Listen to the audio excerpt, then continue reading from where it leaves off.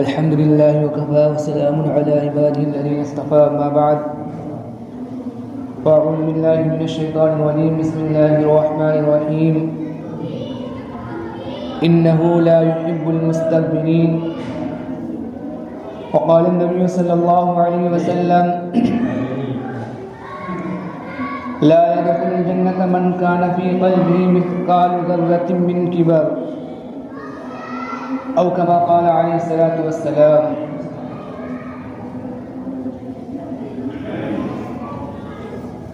باطن خدا کو دو اور ظاہر رسول کو، باطن خدا کو دو اور ظاہر رسول کو، اور زندگی سے نکال دو فضول کو۔ میرے محترم بزرگوں اور دوستو، میں نے آپ حضرات کے سامنے قرآن مجید اور حدیث پاک کی تلاوت کی ہے۔ اسی کی روشنی میں تکبر سے متعلق کچھ باتیں عرض کرنے کی کوشش کروں گا۔ دعا کریں کہ اللہ رب العزت صحیح بات کہنے کی اور ہم سب کو کہنے سننے سے زیادہ عمل کرنے کی توفیق عطا فرمائیں۔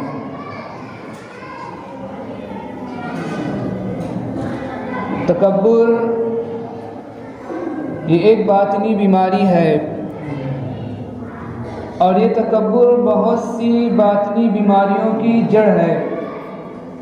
اس لیے اس کو ام الامراض بھی کہا جاتا ہے۔ تمام باطنی بیماریوں کی جڑ۔ کائنات کے اندر سب سے پہلے جس گناہ کا وجود ہوا،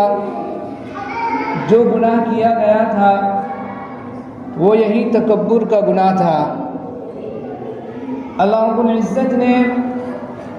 جب فرشتوں کو حکم دیا کہ آدم علیہ السلام کو سجدہ کرو، تو تمام فرشتوں نے سجدہ کیا، مگر ابلیس نے، شیطان نے سجدہ کرنے سے انکار کر دیا۔ تکبر کی وجہ سے، بڑائی کی وجہ سے اس نے آدم علیہ السلام کو سجدہ کرنے سے انکار کر دیا۔ وَإِذْ قُلْنَا لِلْمَلَائِكَةِ اسْجُدُوا لِآدَمَ فَسَجَدُوا إِلَّا إِبْلِيسَ أَبَى وَاسْتَكْبَرَ وَكَانَ مِنَ الْكَافِرِينَ کہ جب ہم نے فرشتوں کو آدم علیہ السلام کو سامنے سجدہ کرنے کا حکم دیا، تو تمام فرشتوں نے آدم علیہ السلام کو سجدہ کیا، لیکن شیطان نے، ابلیس نے سجدہ کرنے سے انکار کر دیا اور تکبر کیا، اور اس نے دلیل کے اندر اپنی بات میں جو دلیل پیش کی، وہ بہت ہی ظاہر کے اندر بہت ہی مضبوط دلیل پیش کی۔ اور شیطان نے کہا، ابلیس نے کہا، انا خیر من خلقتنی من نار وخلقتہ من طین، کہ میں تو آدم علیہ السلام سے، میں تو آدم سے بہتر ہوں، اس لیے کہ آپ نے آدم کو مٹی سے پیدا کیا اور مجھے آگ سے پیدا کیا، اور آگ جو مٹی سے افضل ہوتی ہے، بہتر ہوتی ہے، برتر ہوتی ہے، اس لیے میں آدم سے بہتر ہوں۔ حالانکہ ابلیس کو چاہیے تھا کہ جب اللہ تعالیٰ نے حکم دیا تو اس کو اپنی عقل نہیں لڑانی چاہیے تھی، بلکہ اللہ تعالیٰ کے حکم کے آگے اپنے سر کو جھکا دینا چاہیے تھا، اپنی عقل کے گھوڑے کو نہیں دوڑانا چاہیے تھا۔ پھر اللہ رب العزت نے ابلیس سے کہا، قال فاخرج منها فإنك رجيم وإن عليك اللعنة إلى يوم الدين، کہ تو میرے دربار سے نکل جا۔ قال فاخرج منها فإنك رجيم، کہ بے شک تو مردود ہے، وَإِنَّ عَلَيْكَ اللَّعْنَةَ إِلَى يَوْمِ الدِّينِ، اور قیامت تک تجھ پر میری لعنت ہے۔ تو سب سے پہلے جو کائنات کے اندر جس گناہ کا وجود ہوا تھا، جو سب سے پہلے گناہ کیا گیا تھا، وہ تھا تکبر کا گناہ۔ اور یہ تکبر ایک ایسا خطرناک اور ایک ایسا خطرناک باطنی گناہ ہے کہ اس کی وجہ سے بہت سارے جو گناہ کے اندر انسان مبتلا ہو جاتا ہے۔ تکبر کی وجہ سے انسان حسد کے اندر مبتلا ہو جاتا ہے، کہ جب متکبر آدمی کسی کو بڑھتا ہوا دیکھتا ہے، کسی کو ترقی کرتا ہوا دیکھتا ہے، تو پھر اس کے اندر ایک حسد اور ایک جلن پیدا ہوتی ہے کہ یہ آدمی ترقی کیوں کر رہا ہے، یہ آدمی کیوں بڑھ رہا ہے۔ اسی تکبر کی وجہ سے غصے کی کثرت بھی پیدا ہوتی ہے، بہت زیادہ جو غصہ آتا ہے، غصے کی کثرت جو ہوتی ہے یہ اسی تکبر کی وجہ سے ہوتی ہے۔ اور عام طور پر غیبت کا جو گناہ ہوتا ہے وہ اسی تکبر کی وجہ سے ہوتا ہے، تجسس کا جو گناہ ہے وہ اسی تکبر کی وجہ سے ہوتا ہے۔ جس طرح دنیا کے اندر جو جسمانی امراض کے ماہرین اور اسپیشلسٹ ہوا کرتے ہیں، اسی طرح باطنی بیماریوں کے بھی ماہرین اور اسپیشلسٹ ہوتے ہیں۔ ان میں سے ایک امام غزالی رحمۃ اللہ علیہ، امام غزالی رحمۃ اللہ علیہ نے اپنی کتاب احیاء العلوم کے اندر لکھا ہے کہ تکبر یہ ام الامراض ہے، تمام باطنی بیماریوں کی ماں، تمام باطنی بیماریوں کی جڑ ہے۔ اس لیے اللہ رب العزت سے ہمیں اور آپ کو دعا کرنی چاہیے کہ اللہ رب العزت ہمیں اور آپ کو اس گناہ سے محفوظ رکھے، اس گناہ سے بچائے، اور اگر ہمارے اندر تکبر ہو یا تکبر کا شائبہ بھی ہو تو اللہ تعالیٰ اس کو ختم فرمائے اور اللہ تعالیٰ اس سے ہمارا علاج فرمائے۔ تکبر کہا کسے جاتا ہے؟ تکبر کہا جاتا ہے کہ آدمی اپنے آپ کو افضل سمجھے، اپنے آپ کو بہتر سمجھے اور دوسرے کو حقیر سمجھے، دوسرے کو ذلیل سمجھے، اس کا نام ہے تکبر۔ اور جب یہ کسی انسان کے اندر ہوتا ہے تو پھر کسی نہ کسی انداز سے وہ ظاہر ہو کر رہتا ہے، انسان کے قول کے ذریعے سے، انسان کے فعل کے ذریعے سے، انسان کے اعمال کے ذریعے سے، انسان کے اخلاق کے ذریعے سے، انسان کی بات چیت کے ذریعے سے، انسان کے لب و لہجے کے ذریعے سے یہ ظاہر ہو جاتا ہے۔ ایک مرتبہ کسی شخص نے کسی اللہ والے سے کہا کہ آپ مجھے جانتے ہیں کہ میں کون ہوں؟ تو اس اللہ والے نے کہا کہ میں تمہیں جانتا ہوں اور تمہاری حقیقت کو اچھی طرح سے بھی جانتا ہوں، تم وہ ہو، تمہاری جو ابتدا ہوئی تھی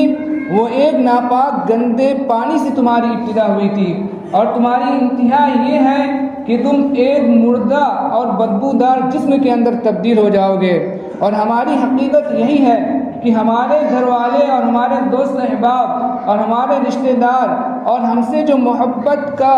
جو دعویٰ کرتے ہیں اور ہم سے جو محبت کا اظہار کرتے ہیں، کل ایک ایسا وقت آئے گا کہ وہ ہمیں تھوڑی دیر کے لیے بھی اپنے گھر کے اندر اپنے پاس رکھنے کے لیے تیار نہیں ہوں گے، اور ہمارے جسم کے اندر سے جو پھوٹنے والی بدبو ہوگی تھوڑی دیر کے لیے بھی اس کو برداشت کرنے کے لیے تیار نہیں ہوں گے۔ تو اللہ والے نے کہا کہ تمہاری جو ابتدا ہے وہ ایک گندے اور ناپاک پانی سے ہے، اور انتہا جو ہے ایک مردار بدبودار جسم کے اوپر ہے، اور ان دونوں چیزوں کے درمیان کا جو وقفہ ہے، اس وقفے کے اندر تم نجاست اور غلاظت کو لیے ہوئے پھرتے ہو۔ اور حقیقت یہ ہے کہ اللہ رب العزت نے یہ تو ہماری پردہ پوشی کر رکھی ہے، کھال کے ذریعے سے اللہ رب العزت نے ہمارے جسم کے اندر جو عیب تھے اللہ رب العزت نے کھال کے ذریعے سے ان عیبوں کو چھپا رکھا ہے، ورنہ اگر کہیں سے ہماری کھال کو چھیلا جائے، کہیں سے ہماری کھال کو چھیلا جائے تو کہیں سے خون نکلے گا، کہیں سے پیپ نکلے گا، کہیں سے پیشاب نکلے گی اور کہیں سے غلاظت نکلے گی۔ یہ ہماری جو حقیقت ہے، اور اللہ رب العزت نے جو متکبرین ہیں، تکبر کرنے والے ہیں، قرآن و حدیث کے اندر ان کے بارے میں بہت ہی زیادہ سخت وعیدیں بھی بیان کی گئی ہیں۔ چنانچہ اللہ رب العزت نے قرآن کے اندر ارشاد فرمایا انہ لا يحب المستكبرین، کہ اللہ رب العزت تکبر کرنے والے کو پسند نہیں کرتا، اللہ رب العزت تکبر کرنے والوں کو پسند نہیں کرتا۔ اور ایک جگہ اللہ رب العزت نے ارشاد فرمایا وَلَا تَمْشِ فِي الْأَرْضِ مَرَحًا إِنَّكَ لَن تَخْرِقَ الْأَرْضَ وَلَن تَبْلُغَ الْجِبَالَ طُولًا، کہ زمین پر اکڑ کر مت چلو، زمین پر اتراتے ہوئے اکڑ کر مت چلو، اس لیے کہ تمہارا یہ اکڑ کر چلنا، اترا کر چلنا، نہ تو یہ تم اکڑ کر چلنے کی وجہ سے زمین کو پھاڑ سکتے ہو، اور نہ ہی تم اکڑ کر چلنے کی وجہ سے پہاڑ کی بلندی کو پہنچ سکتے ہو۔ وَلَا تَمْشِ فِي الْأَرْضِ مَرَحًا إِنَّكَ لَن تَخْرِقَ الْأَرْضَ وَلَن تَبْلُغَ الْجِبَالَ طُولًا۔ اور ایک جگہ اللہ رب العزت نے ارشاد فرمایا وَلَا تُسَاعِرْ خَدَّكَ لِلنَّاسِ وَلَا تَمْشِ فِي الْأَرْضِ مَرَحًا إِنَّهُ لَا يُحِبُّ كُلَّ مُخْتَالٍ فَخُورٍ۔ کہ لوگوں کے سامنے تکبر کی وجہ سے اپنے گال کو نہ پھلاؤ اور زمین پر اکڑ کر اترا کر نہ چلو، زمین پر اکڑ کر اترا کر نہ چلو، اس لیے کہ اللہ رب العزت اترا کر چلنے والے کو، شیخی باز کو اللہ رب العزت پسند نہیں فرماتے۔ اور پھر حدیث کے اندر بھی حضور پاک صلی اللہ علیہ وسلم نے بھی بہت زیادہ سخت وعیدیں بیان فرمائی ہیں۔ اللہ کے نبی صلی اللہ علیہ وسلم نے حدیث کے اندر ارشاد فرمایا لا يدخل الجنة من كان في قلبه مثقال ذرة من کبر، کہ جس شخص کے دل کے اندر جو ذرہ برابر بھی تکبر ہوگا اللہ رب العزت اس کو جنت کے اندر داخل نہیں کرے گا۔ لا يدخل الجنة من كان في قلبه مثقال ذرة من کبر، کہ جس شخص کے دل کے اندر ذرہ برابر بھی تکبر ہوگا اللہ رب العزت اس کو جنت کے اندر داخل نہیں کرے گا۔ کسی شخص نے عرض کیا یا رسول اللہ، ایک شخص اچھا پہننے کو پسند کرتا ہے اور وہ چاہتا ہے کہ اس کے جوتے اچھے ہوں، آپ صلی اللہ علیہ وسلم نے ارشاد فرمایا اللہ تعالیٰ جمیل ہے اور جمال کو پسند فرماتے ہیں۔ انسان کا حق بات کو نہ قبول کرنا، حق بات سے اکڑنا اور دوسرے کو حقیر سمجھنا، یہ کیا ہے؟ یہ ہے تکبر۔ اور اسی طرح ایک جگہ آپ صلی اللہ علیہ وسلم نے ارشاد فرمایا کہ من تواضع للہ رفعہ اللہ، کہ جو شخص اللہ رب العزت کے لیے تواضع اختیار کرتا ہے، جھک جاتا ہے، تو اللہ رب العزت اس کو بلندی اور اس کو عزت عطا فرماتے ہیں۔ من تواضع للہ رفعہ اللہ فہو فی نفسہ صغیر وفی اعین الناس عظیم،